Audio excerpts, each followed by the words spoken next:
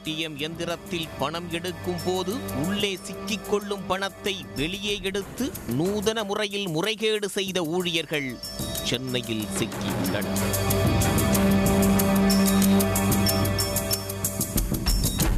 சென்னை குன்றத்தூர் பகுதியைச் சேர்ந்தவர் 42 வயது கார்த்திகை குமார். இவர் சென்னை தியாகராய நகரில் உள்ள கிரியப்பா சாலையில் இயங்கி வரும் சிஎம்எஸ் இன்ஃபோ சிஸ்டம் லிமிடெட் என்ற நிறுவனத்தின் மேலாளராக பணிபுரிந்து வருகிறார். இந்த நிறுவனம் சென்னையில் உள்ள பல்வேறு பகுதிகளில் செயல்படும் ஏடிஎம் எந்திரங்களில் பணம் செலுத்தும் பணியை மேற்கொண்டு வருகிறது. இந்த நிறுவனத்தில் வரவு செலவு கணக்குகள் சரிபார்த்த போது சுமார் 1 கோடி ரூபாய்க்கு மேல் பணம் காணாமல் போனது தெரிய வந்தது. நிறுவனத்தில் கருவூலத்தில் வேலை செய்யும் சில ஊழியர்களால் கையாடல் செய்யப்பட்டிருப்பது நிறுவனத்தின் மேலாளர் கார்த்திகை குமாரின் கவனத்திற்கு சென்றுள்ளது. அது குறித்து சவுந்தரபாண்டியனார் அங்காடி காவல் நிலையத்தில் புகார் அளிக்கப்பட்டது.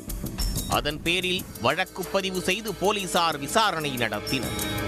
நிறுவன மேலாளர் சந்தேகம் தெரிவித்த நபர்களில் ஒருவரான பிரபு என்பவரை காவல் நிலையத்திற்கு அழைத்துச் சென்று விசாரணை நடத்தியுள்ளனர்.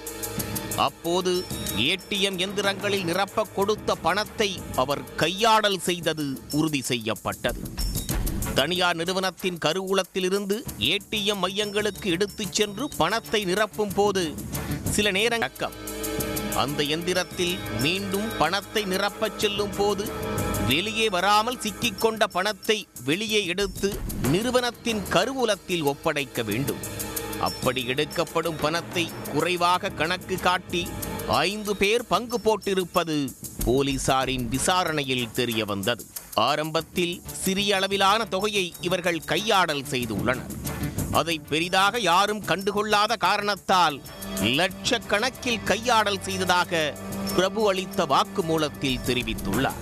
பிரபுவும் அவரது நண்பர்களும் சேர்ந்து இப்படி 1 கோடி ரூபாய் வரை மோசடி செய்து பங்கு போட்டதாக தெரிகிறது.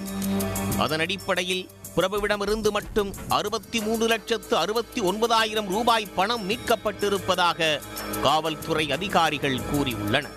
பிரபுவோடு கூட்டு சேர்ந்து பணம் கையாடலில் ஈடுபட்ட மேலும் 4 பேரை போலீசார் தேடி வருகின்றனர். கைதான பிரபுவை நீதிமன்றத்தில் ஆஜர்படுத்தி பின்னர் சிறையில் அடைத்தனர். தலைமறைவாக உள்ள மற்றவர்களையும் தனிப்படை அமைத்து போலீசார் தேடி வருகின்றனர்.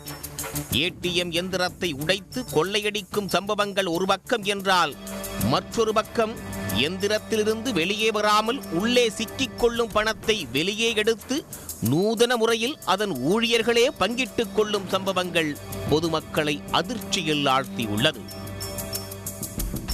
உடனுக்குடன் செய்திகளை தெரிந்து கொள்ள சன் நியூஸ் பெல் ஐகானை கிளிக் பண்ணுங்க.